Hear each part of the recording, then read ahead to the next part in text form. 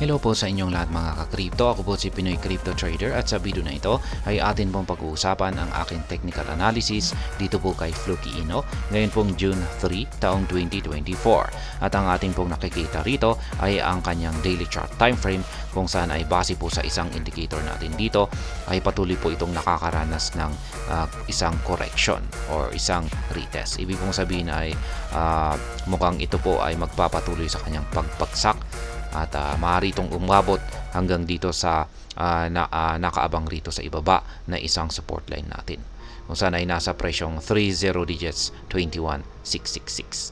At ayan, bago po tayo magpatuloy ay nais ko lamang po munang bigyang linaw ang aking disclaimer kung saan ang nilalaman po ng video na ito ay hindi po ito isang financial advice.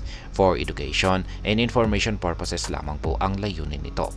Maliban po dito ay nais ko na rin pong magbigay babala na wala pong kahit anumang group chat ang Pinoy Crypto Trader. Ngayon ay check po muna natin ang kanyang performance dito kay CoinMarketCap kung saan ay ayan, marami pong mga kulay red ang kanilang performance ng mga top meme coins natin dito.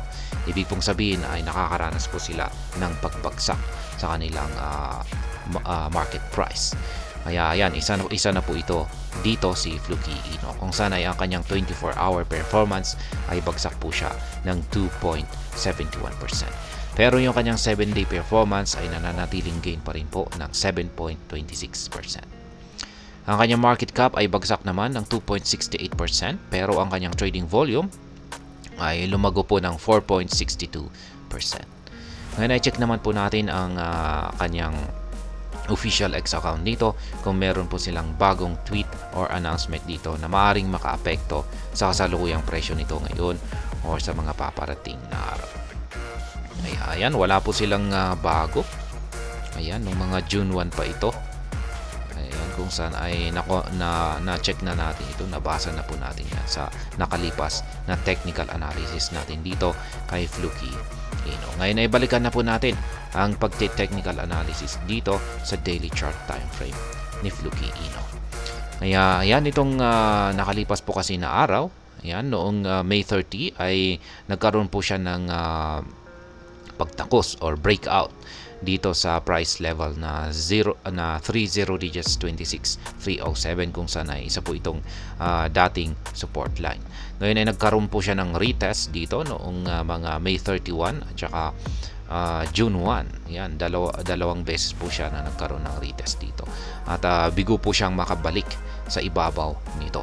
Kaya nagkaroon siya ng rejection at yan po ang dahilan or nagtutulak sa kanya para ito ay bumagsak. At ayan, yung isa po kasing indicator natin dito, ang ating QQE mode indicator, ay mapapansin po natin na ang kanyang mga sukat ay lumiliit. Ayan, lumiliit po yung mga sukat nito. Kaya nagpapakita po yan ng ito, ang ibig pong sabihin nito ay nakakaranas po ng correction. Ayan, or kailangan pong magkaroon ng retest itong si Fluky Ino. Ayan, kakaroon po siya ng retest. Ayan, at posibleng sa kanyang retest na ito ay maaari po siyang umabot hanggang dito sa support line natin dito na 30 digits 21666. Kaya dahil dyan ay maaari po siyang bumagsak hanggang dito. Ayan, pero pag nagpatuloy po siya sa kanyang pagbagsak, ayan, dito at umabot po siya sa support line natin na 30 digits 19072 ay ayan, magbabago na po yung kanyang trend direction. Ayan, yung mula po sa kanyang uptrend na direction ay magiging downtrend na po siya. Ibig mong sabihin ay makakaranas na po siya ng isang matinding pagpagsak. Kaya yan po yung kailangan nating paghandaan dito. Kaya ito yung babantayan natin dito. Ayan. Particular po yung lower portion ng ating pattern dito. Ayan. Isa po itong bearish flag pattern. Ayan.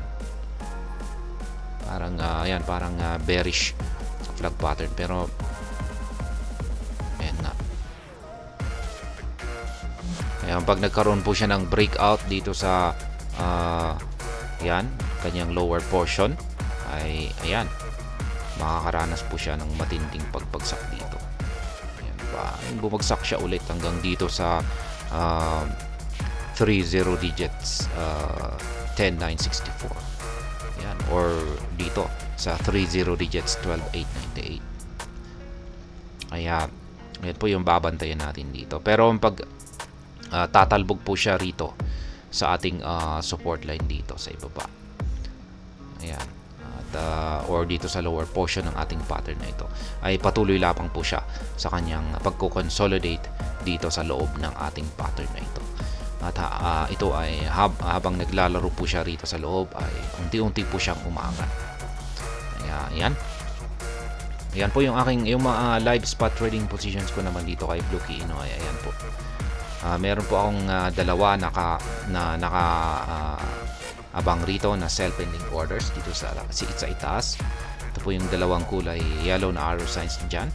At dalawang buy pending order naman dito sa ibaba. Ito naman yung dalawang kulay blue na arrow signs dito sa ibaba. Yung mga arrow signs naman dito na dinaanan ng mga candlestick ni Fluky Ino ay mga previous trades ko naman ang mga yan. Kaya yan, nakakaraming take profit na po ako rito.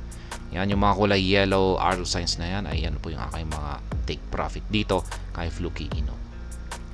Kaya sa mga gustong gayahin po yung aking simpleng paraan sa pag-trade dito kay Fluky Ino, ay malaya po ninyong gayahin yung aking live spot trading positions dito. Ayan po, muli. Yung ginagamit kong trading platform dito ay ang TradingView, at yung aking dalawang indicators naman dito ay ang House Width Indicator. Yan po yung nandito sa chart, at ang QQE Mod Indicator na nandito naman sa ibaba. Yan, libre po lahat ng ginagamit kong tools dito, at wala po akong binabayaran. At hanggang dito na lamang po tayo sa video na ito. Sana po ay inyong nagustuhan ang aking paliwanag sa video na ito. Kung inyo po itong nagustuhan ay pakiclick lamang po ang like button nito. Para naman po sa mga bago lamang dito, kayo po ay aking inaanyayahan para mag-subscribe. Pakiclick na rin po ang bell icon nito dahil ito po ang siya magsisilbing notification nito sa mga bago kong videos na akin pong ina-upload sa aking YouTube channel na ito. Marami pong salamat sa panonood. Ingat po tayo lagi at God bless po sa ating lahat.